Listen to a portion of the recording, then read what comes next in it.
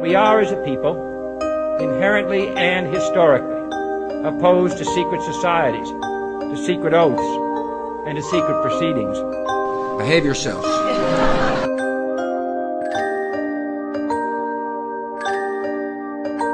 The US has issued a list of countries that could suffer from its sanctions on Tehran. China, the biggest buyer of Iranian oil, tops that list.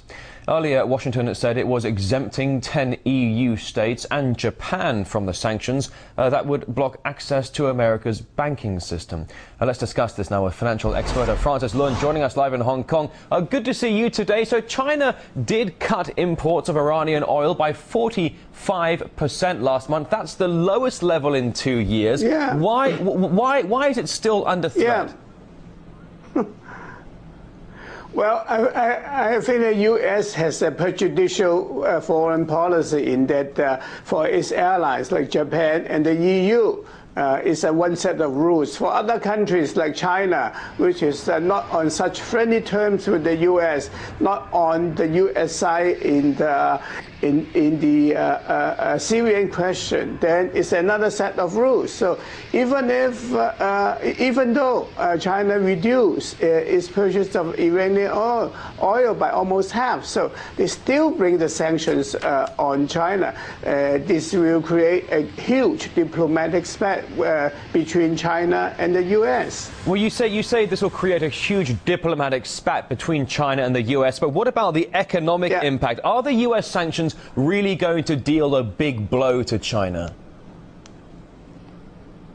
Not really, because when you look at the Chinese banks, except for Bank of China, which is the specialized foreign exchange bank, so Bank of China has branches all over the world.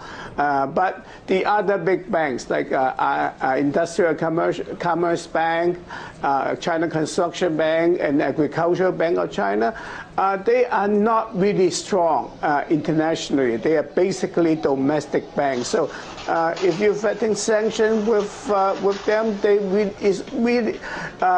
the U.S. dollar business only counts for a tiny fraction of the business, so that it will not bite. But for Bank of China, it's a different story. I think something like 30% of the assets are in foreign currency. That will help. That will hurt a little bit. But surely Washington, D.C. would have known that by creating these oil sanctions on Iran, it would have affected China, being the biggest #1 consumer of Iranian oil. Some might say, is it possibly a chance of getting two birds with one stone? America puts pressure on Iran, inadvertently and perhaps knowingly puts economic pressure on China, one of the growing world superpowers. Yeah, definitely. This is the best way to go forward, because this is the U.S. dictating the foreign policy, the global agenda for everybody else.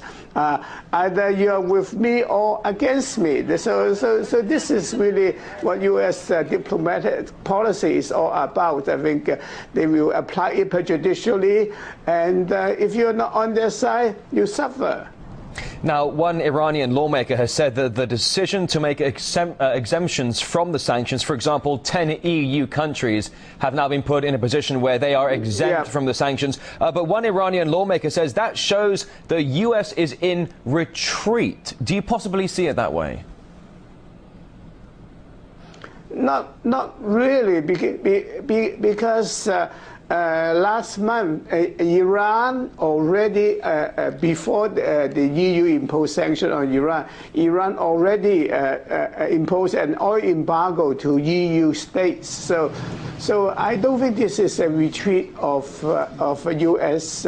policy. I think it's just that they want to help the EU states, because some of the EU states are still depending on Iranian oil. They have to give them more time to switch the purchase of oil from other countries like Saudi Arabia. All right, financial expert Francis Lun there, joining us live on the program from Hong Kong. Thanks very much for coming on RT today.